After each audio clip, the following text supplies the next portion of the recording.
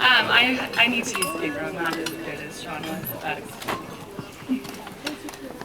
A sister can be seen as someone who's both ourselves and very much not ourselves. A special kind of double. Into the mic. Okay.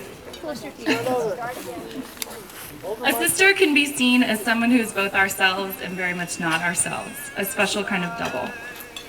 In case you haven't already guessed it, Nikki is my sister. For anyone that was wondering, we're not twins.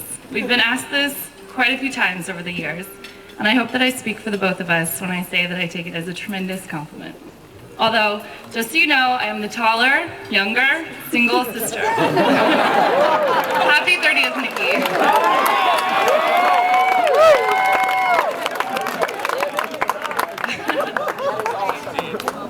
The weekend that Nikki and Chris got engaged, she called me as they were driving home from White Mountain Peak. I was on my way home from Big Bear, and the cell phone service was terrible. We only spoke for a brief moment, but I knew from the excitement in her voice that Chris had proposed. I had to wait another 2 hours to hear it actually come from her mouth. The thing that immediately came to mind, second to my excitement of gaining a brother-in-law, was the fact that I would be responsible for giving a toast at the wedding. How do I put into words the love that I have for my big sister? Explained simply, Nikki is my best friend, and I cannot imagine my life without her. She has been with me since I was born and knows me better than anyone, and we often wonder how people make it through life at all without a sister. It is truly scary sometimes how similar we are, and we sometimes question or not whether we actually are twins. As the younger sister, Nikki was my role model. I think I even wrote a paper in 5th or 6th grade about Nikki being the person that I emulated the most. Whatever Nikki did, I did. Whatever clothes Nikki wore, I wanted to borrow.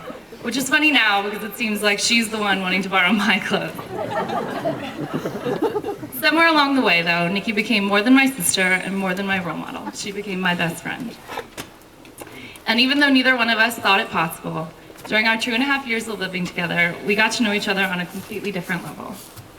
We were both a little hesitant about moving in together at first, but it turned out to be the best decision we could have ever made. I think that Tony, our neighbor, described it best when he told us that the only noise he ever heard coming from our apartment was our giggling. I will always cherish those years of living with Nikki, and I will always remember our many evenings of drinking wine and eating brie cheese, sharing stories about what happened at work that day, showing off my purchases at Banana Republic, playing with our cats Oliver and Leo, and of course, talking about Chris. Just a couple more pages. I first knew that Chris was the one for Nikki just by how she acted when his name was brought up. The best word to describe it would be giddy.